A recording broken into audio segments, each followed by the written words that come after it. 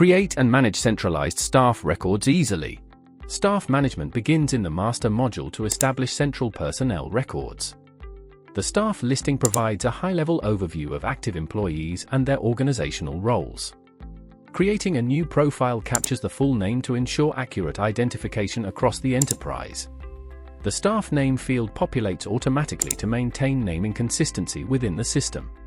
Entering a unique email address enables automated system notifications and secure login credentials. The phone number field stores essential contact data for rapid operational communication. A unique staff code serves as the primary identifier for payroll and audit tracking.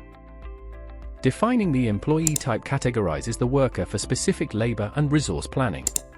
Selecting the image employee photo for quick record identification.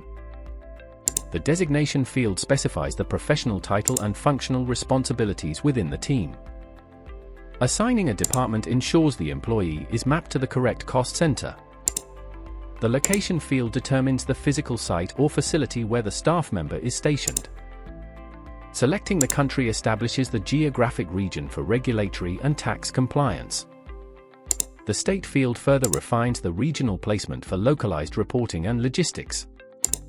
Entering the city completes the address data to support accurate logistical records.